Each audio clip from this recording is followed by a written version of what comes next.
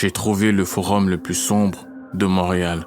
Il y a quelques semaines, je suis tombé sur un subreddit. Un subreddit, c'est comme un forum qu'on retrouve sur le site Reddit. Le subreddit que j'ai trouvé s'appelle MTL. Vous allez me dire, mais qu'est-ce qu'on retrouve sur MTL? On retrouve des histoires de bif, des histoires de gang et des histoires de meurtres.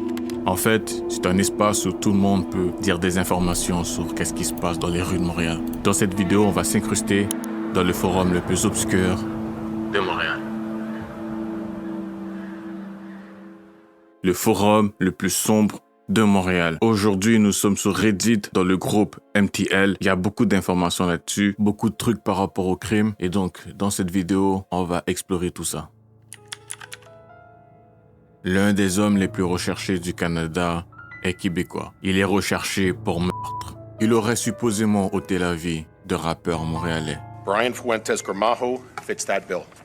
Quite often, the charges we lay paint a very narrow picture of the crimes committed. In this case, it's first-degree murder. D'après les news, la mort du rappeur était une vengeance. 2 semaines plus tôt, un premier mort. Parmi plusieurs personnes, Lil Bentley était supposément présent. Après, c'est des informations trouvées dans les news, donc il faut prendre tout ça avec des pincettes.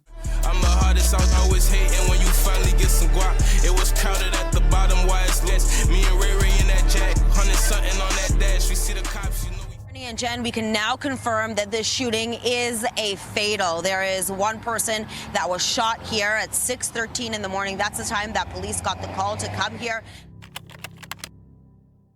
10 août 1993, un troisième frère Gordon est assassiné. 3 membres de la famille Gordon ont perdu la vie à cause d'histoires de rue. Le premier, Kenneth Gordon. Il a perdu la vie le 31 décembre 90 à Côte-des-Neiges. Il a été abattu par 6 balles de mitraillette. Kenneth dirigeait un très gros trafic dans plusieurs quartiers. NDJ, La Salle, Côte-des-Neiges, etc. D'après les news, ses affaires généraient environ $100 000 par semaine. Ensuite, Anthony Gordon. On lui a ôté la vie 3 ans plus tôt, lors d'une fusillade en pleine rue de Côte-des-Neiges.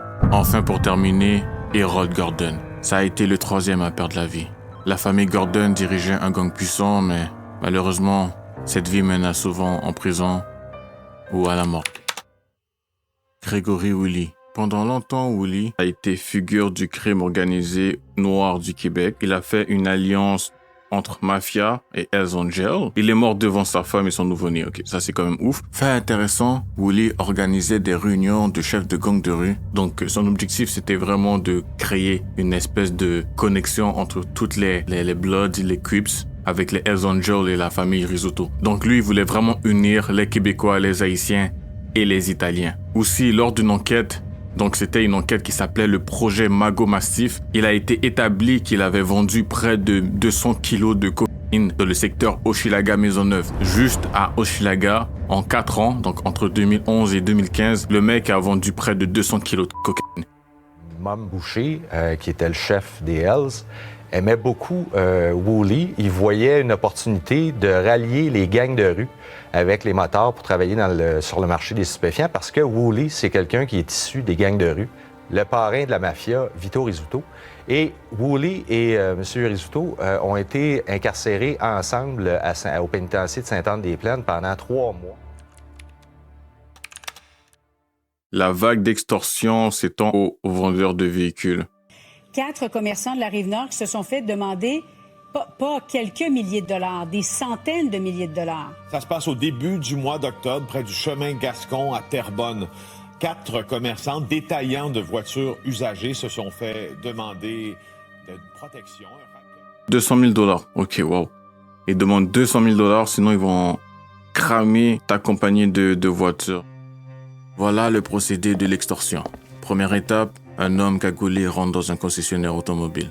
Ensuite, il les conseille fortement de télécharger l'application Signal, une messagerie cryptée. Une fois fait, ils reçoivent un message. Le message dit qu'il doit payer un montant pour une protection. Il y a une seule victime qui a payé, les autres ont refusé. Mais l'un d'entre eux a reçu des cocktails Molotov sur son commerce. Je regarde pas, on va y aller au hasard. Voilà, je clique. Parkex.